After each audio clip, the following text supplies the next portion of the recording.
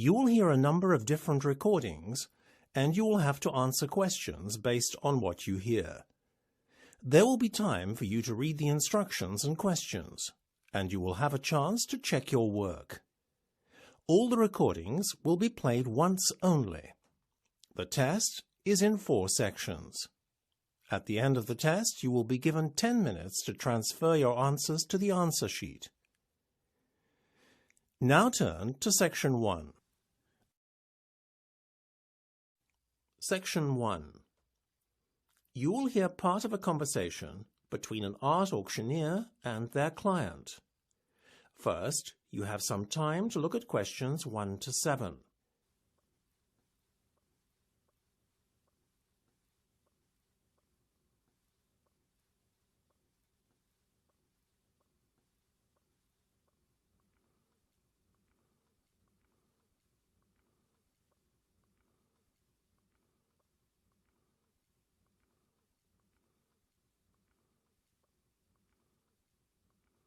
You will see that there is an example that has been done for you. On this occasion only, the conversation relating to this will be played first. Good afternoon, madam. Yes, I see you successfully bid for lot 2374. Good afternoon. Yes, that's correct. The lot number of the auctioned article is 2374. So you write 2374 in the space provided.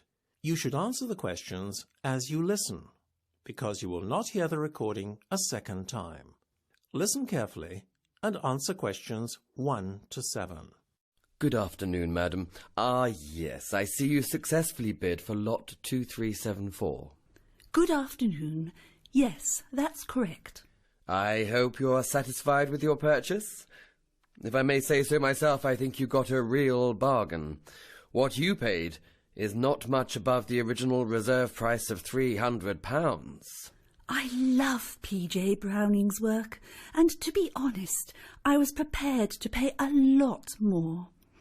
I'd decided beforehand that £500 would be my limit, so getting it £150 cheaper than I was prepared to pay for it was a wonderful surprise. I have to say that 17th century paintings of rural English scenes like this one are rather underrated. The art world seems to want abstract paintings by modern artists more. Geometric designs seem to be the trend today. Not my taste at all. I have a more conservative taste when it comes to art. The painting will blend in with my antique furniture at home. Well, I hope you have a big wall to put it on. Luckily, I'm very fortunate to live in a rather large country house. What are the exact measurements of the painting, by the way? The width is 1.5 metres, and the height is 1 metre. Without the frame, that is.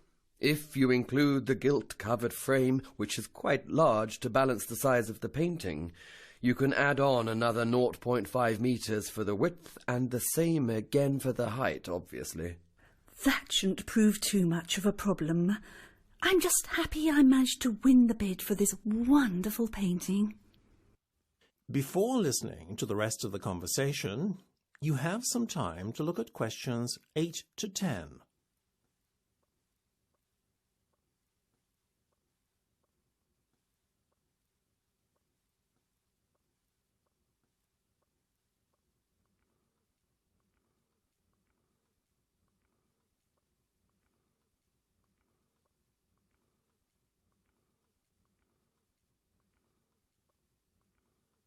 Now listen and answer questions 8 to 10. So, madam, I would just like to take down some details from you. OK, go ahead. I recognise your face as you've attended several of our auctions before, but I can't put a name to your face. Could you remind me of your name, please? Oh, yes. It's Mrs. Bradwell Thompson. It's a double-barrelled surname, so you need a hyphen in between the 2 surnames, you see. So that's spelt B-R-A-D-W-E-L-L,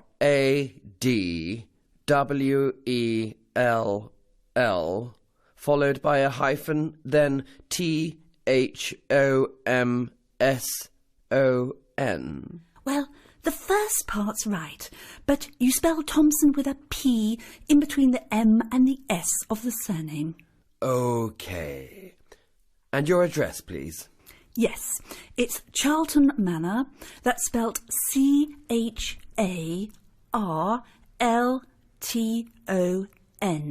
And I live in Kingston Village. Oh, and of course, you'll need the postcode too. It's KN2656T. Sorry, did you say KM2656T? No, it's KN, not an M, then 2656T. Well, thank you, Mrs. Bradwell Thompson. I think that's just about everything. Oh, and I need to know when you would like the painting delivered. We deliver on Tuesdays and Fridays, the week following an auction. Well, I'm having a long weekend break in the Cotswolds, a charming area of England, you know, so this coming Friday would be impossible. How about next Tuesday? No problem at all, madam. So that'll be the 23rd of March. Superb, thank you. Not at all, madam. It was a pleasure doing business with you. That's the end of section 1. You have half a minute to check your answers.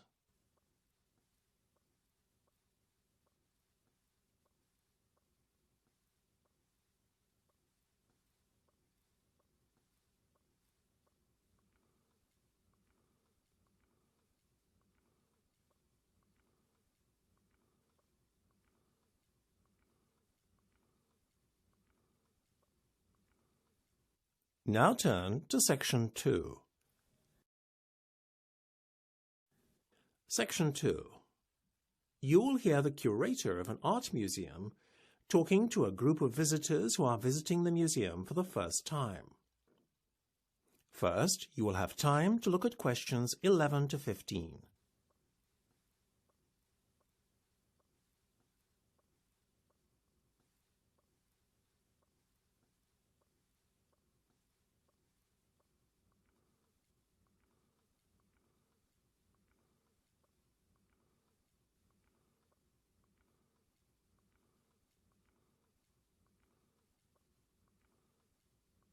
Now listen carefully and answer questions 11 to 15. A very good afternoon to you all, ladies and gentlemen. I'm glad you've chosen to visit the prestigious Triton Museum of Art today, and I'll look forward to showing you around. But first I would just like you to refer to the maps of the museum that you picked up on your way in. Now, where you picked up your maps is just to the left, as you enter the building outside the museum store.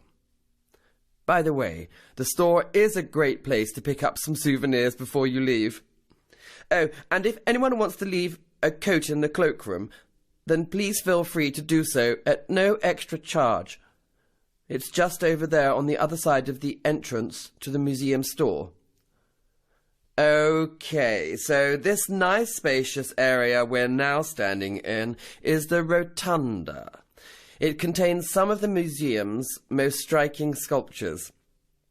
From here, you gain access to all the museum. Leading off from the Rotunda are the Warburton Gallery and our other large gallery that houses a permanent art collection. We'll be starting our tour actually in the Permanent Collection Gallery, as it's the nearest of the two galleries to the entrance. We'll make our way afterwards to the other gallery I mentioned, as it's right next door. Oh, the smaller room behind the Warburton Gallery that you see on your maps is just a storage space for the museum, and access is blocked off to the public by a railing across the entrance to that area. So now, where were we? Ah, yes. After we visited those galleries, which will take us a good hour as there are so many interesting exhibits to see, we'll make our way back across the Rotunda and visit the Cowl Room. It's right at the far end of the museum, on the opposite side of the Rotunda to the Warburton and Permanent Collection Galleries. It's one of the museum highlights and contains some high-quality contemporary art exhibits. Oh, I'm so sorry. I forgot to point out the ladies' and gents' toilets earlier. They're just before you get to the cowl room and are adjacent to the museum's store. Don't go into the room opposite the toilets. That's our staff room area and kitchen. Right, so that's all you need to know for the moment. Let's begin the tour. Before you hear the rest of the discussion, you have some time to look at questions 16 to 20.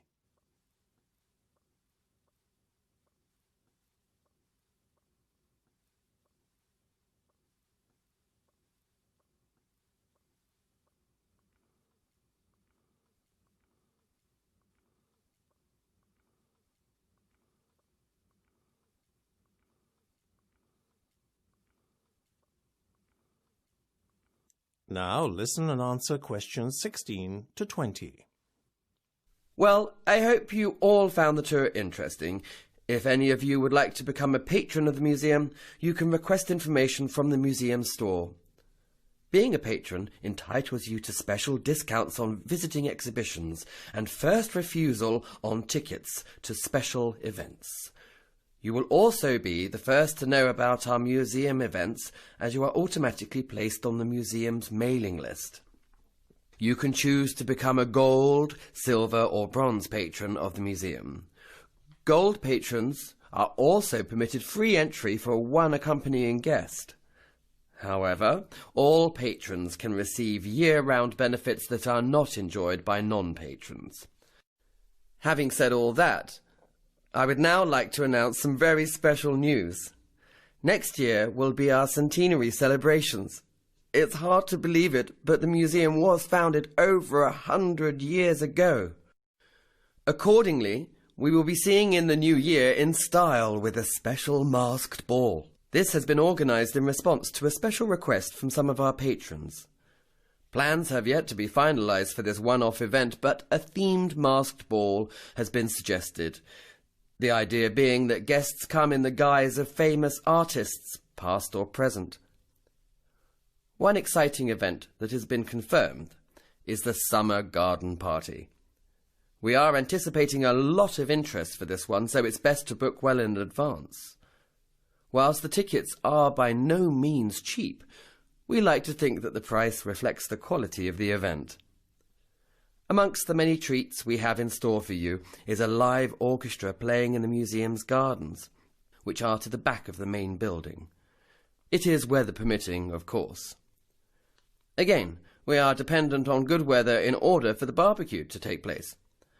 Alternatively, a sit-down meal will be provided in the cowl room. Everything from the entertainment to the food is included in the ticket price, so there are no hidden extras. Now, having given you a roundup of the highlights of next year's social events, let's go on to the artistic highlights of next month. Coming up shortly is Ewan Bailey's newest installation, Light and Sound Waves. Always thought-provoking, his previous installations have been very well received. We will also have Hamish Barnes here for the first time as artist in residence. He will be encouraging visitors to adopt a more hands-on approach to art.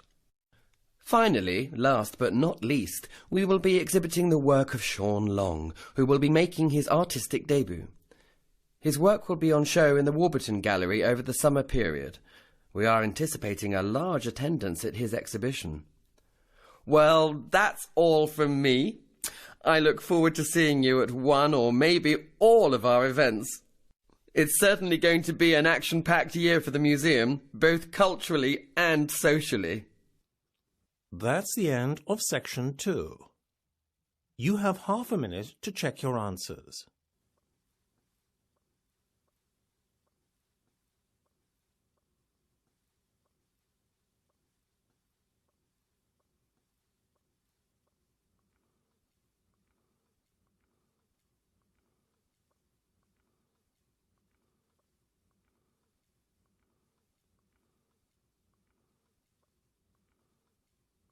Now turn to Section 3. Section 3. You will hear part of a televised question and answer session between a celebrated art critic and 3 members of the public. following a talk on outsider art. First, you have some time to look at questions 21 to 25.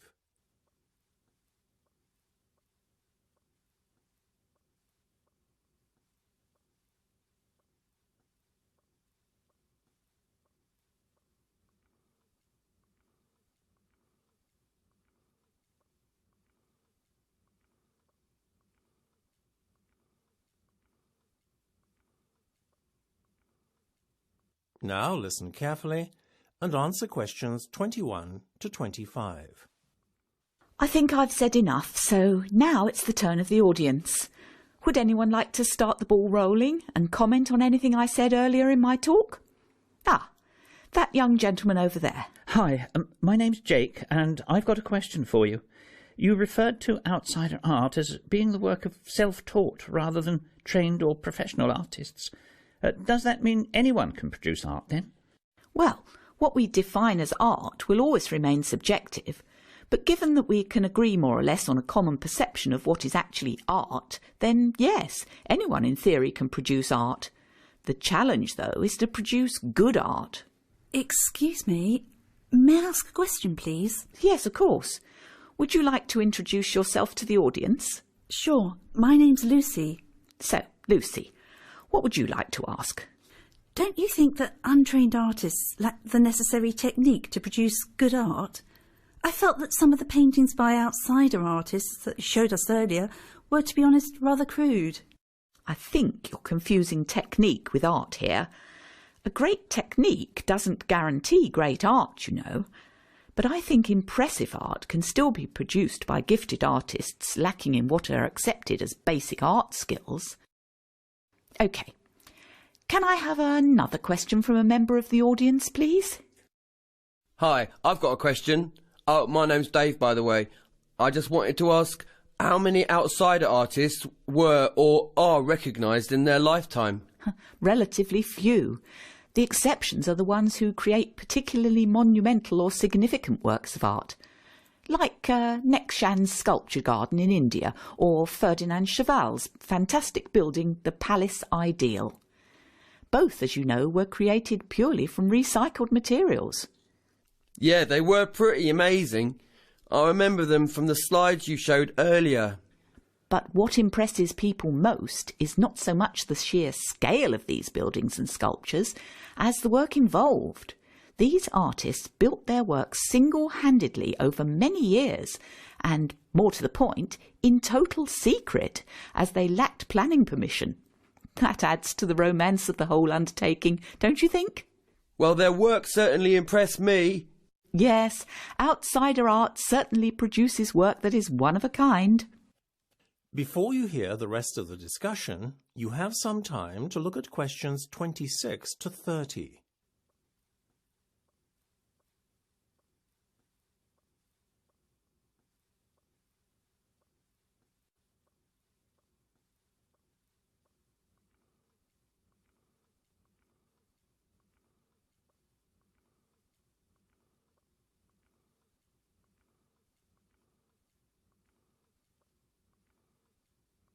Now listen and answer questions 26 to 30.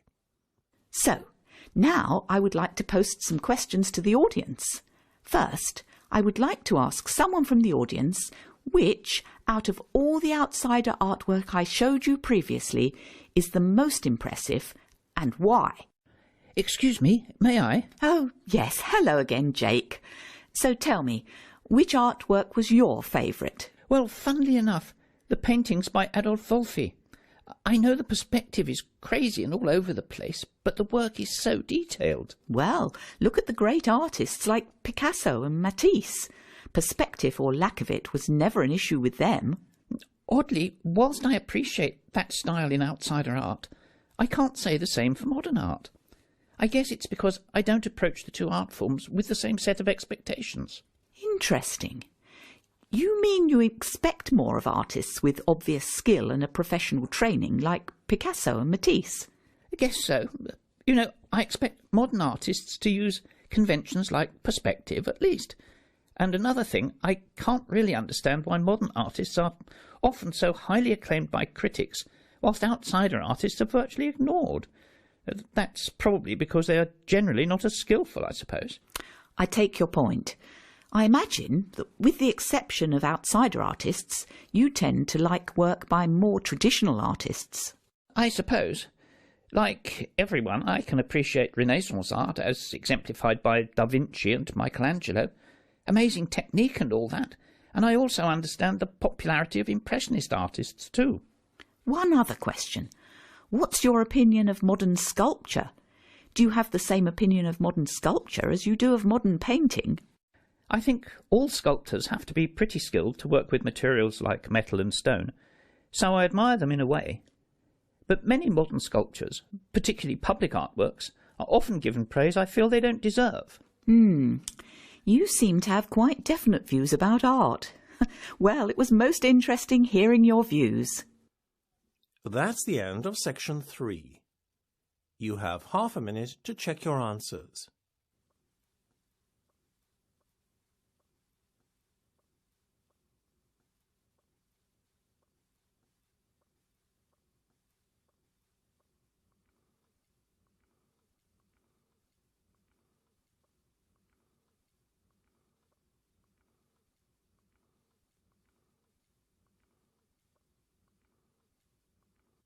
Now turn to section 4.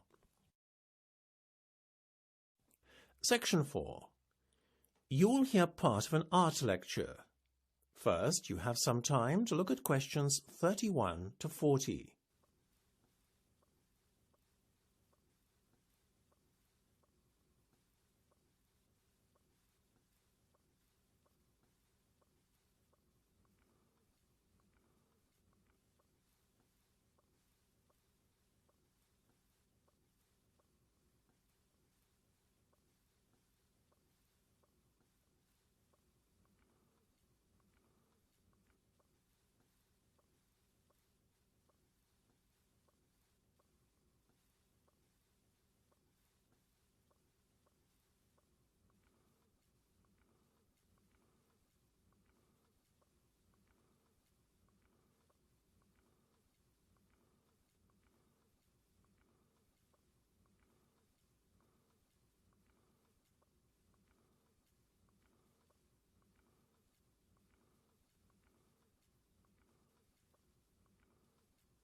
Now listen carefully and answer questions 31 to 40. I have just shown you all some slides of a very varied set of paintings. I noticed, as I was showing the slides, a few giggles in the audience and a few looks of dismay. I guess entitling my lecture Unconventional Art Geniuses was a bit misleading. When most of you were looking at the frankly basic colour use and rather primitive painting techniques, you probably were more than a little surprised. Well, I have a shock for you all. What I'm about to tell you next will help you understand the title of my lecture. All the slides I showed you previously are of artworks made by, wait for it, animals. Yes, I heard a few gasps in the audience when I said that. Whilst the artwork would be definitely primitive by human standards, when you consider that the artworks were executed by animals, then, well, they are frankly staggering. Nor were the artworks purely the work of our closest relatives, the apes. No, they were produced by animal artists drawn from a diverse pool of species, ranging from elephants to gorillas, birds and even sloths. In fact, in recognition of this, last year, London's Grant Museum of Zoology staged what organisers thought was the first interspecies show of paintings by animals. In the show, art was shown from an orangutan, a gorilla and an elephant. Whilst the gorilla and the orangutan produced works that bore a resemblance to the paintings of modern artists de Kooning and Klein, the elephant's work took a more figurative approach in the rendering of a flower pot. Now, before you all go thinking this is a revolutionary discovery, I would like to put the record straight. The contribution animals can make to the art world was highlighted as far back as the 1950s. In this decade, Desmond Morris, celebrated social anthropologist and author of bestsellers such as Body Watching and The Naked Ape, introduced Congo, the painting chimp, to the British public in a TV appearance. Back then, animal art makers were regarded as little more than a novelty. Today, however, animal artists are not viewed so much as novelties, but as sophisticated creators with skills and senses that they use to execute artworks in ways humans never can. As a result of animals being taken more seriously as creators of art, it has become commonplace today for zoos to provide materials to captive animals. The hope is that by giving animals the means to create art, they will be kept physically and mentally stimulated. Obviously, you can't give a lizard a paintbrush and expect it to draw. What the zookeepers do, though, is to give animals species-appropriate art materials and tools. For example, sloth bears, who feed by blowing away dirt from the forest floor to feed on termites, have been given a straw-like apparatus to blow paint onto a canvas. What is one of the most interesting discoveries to come out of all this, though, is the finding that animals voluntarily and instinctively participate in the creation of art. It seems, therefore, that animals derive as much pleasure as humans do in applying paint to canvas or making a clay or plasticine figure. The obvious conclusion to draw from all this is that there are more similarities between man and other animals than some of us might care to admit. However, just to satisfy the sceptics amongst you, there is something I would like to add. So far, the primate and elephant art that has been produced often bears an uncanny resemblance to Western art. Certain conventions are evident in the animal's art that suggests a degree of human intervention. As proof of this, an elephant named Boon Mi was actually guided by a keeper who steered the animal's trunk to paint brushstrokes on a canvas. Nevertheless, we should keep an open mind about animal art, as there are just as many examples of artworks that have been completed by animals without human aid. That is the end of section 4. You now have half a minute to check your answers.